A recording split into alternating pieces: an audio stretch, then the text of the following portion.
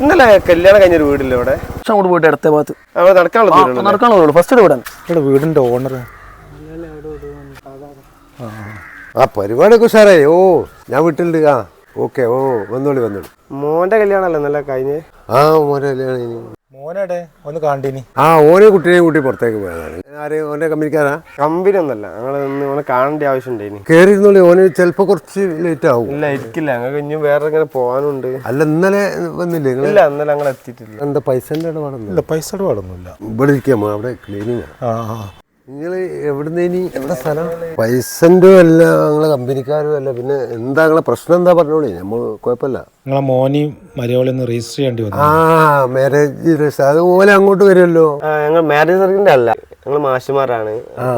കുട്ടികളെ ചേർക്കുന്നതിന് വേണ്ടിട്ട് രജിസ്ട്രേഷൻ വേണ്ടി വന്നതാണ്. അതാണ് അത്. നിങ്ങൾ വീട് മാറിപ്പോയിണ്ടാവും. ഇവിടെ ചെറിയ കുട്ടികളൊന്നുമില്ല. ഇവിടെ ഇന്നലെ കല്യാണം കഴിഞ്ഞല്ലേ. നമ്മുടെ സ്കൂളിൽ ഇപ്പൊ യൂണിഫോം, ബുക്ക്, ബാഗ്, ബസ് എല്ലാം ഫ്രീ ആയിട്ട് നമ്മൾ കൊടുക്കുന്നുണ്ട്. എന്റെ അറിവിലുണ്ടെങ്കിൽ ഞാൻ നിങ്ങള് വിവരം അതിന് വന്നാണ് നമ്മളത്. സ്കൂളിന്റെ ഇതിന്റെ ഭാഗമായിട്ട് പുതിയ മാരേജ് കഴിഞ്ഞവർക്ക് ഒരു ഓഫർ ഉണ്ട്. അപ്പൊ ആ ഓഫർ സംസാരിക്കാനാണ് ഇപ്പൊ വന്നത്.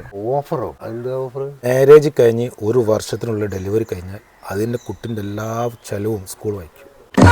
ഇത് കൊള്ളാമല്ലോ, നല്ല ഓഫറാണല്ലോ. ഇതിന് നമ്മൾ എന്താ ചെയ്യേണ്ടത്? അടുത്ത 4 ഇയറിന്റെ ഉള്ളില് ആ കുട്ടിയെ ഞങ്ങളെ സ്കൂളിൽ ചേർത്താന്നുള്ള ഒരു അഗ്രിമെന്റ് ഉണ്ടാവും. അതിലൊന്ന് സൈൻ ചെയ്തിട്ട് ആ കുട്ടി അങ്ങ് തരാന്നുള്ളതിലാണ് ഞങ്ങൾ ഈ ഓഫർ സാറിന് തരുന്നത്. Advance booking. ആ അതെ. കാലം പോയൊരു പോക്ക്. ഇനി അങ്ങോട്ട് ഇങ്ങനെ പോയില്ലത് ഞങ്ങളെ ജോലിക്കും പ്രശ്നമാണ്. അത് നല്ല ഓഫറാണ്. ഇന്നാ ഒരു മോനോടി ഉണ്ട് കേട്ടോ എനിക്ക്. അങ്ങനെ അതിന് ഞങ്ങളെ ഇതിൽ സംവിധാനം ഉണ്ട്. നല്ല കുട്ടികളെ നോക്കിയിട്ട് മാരേജ് ചെയ്യാനുള്ള ഇതാക്കി കൊടുക്കുന്നത്. അപ്പൊ നിങ്ങൾ മാഷന്മാരാണോ അല്ലെ ബ്രോക്കർമാരാണോ? കല്യാണ ബ്രോക്കർ ആണോ? ഇനി അങ്ങോട്ട് ഞങ്ങളെ ജോലി നിലനിർത്താൻ എല്ലാ പണി ഞങ്ങൾ എടുക്കേണ്ടി വരും. കുട്ടി എന്താ ചെയ്യുന്നത്? കുട്ടി ക്ലാസ് പോയി 5 പഠിക്കുന്നു. ചെറിയ കുട്ടിക്കുള്ള ഓഫർ ഒന്നും നമ്മള് സ്കൂളിൽ ഇതുവരെ വന്നിട്ടില്ല.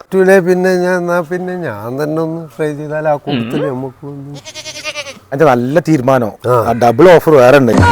അത് ചെക്ക് ചെയ്താ ഒരു വീട്ടിൽ 2 ആൾ വരാൻ ചൈനുള്ള വേറെ ഉണ്ട്.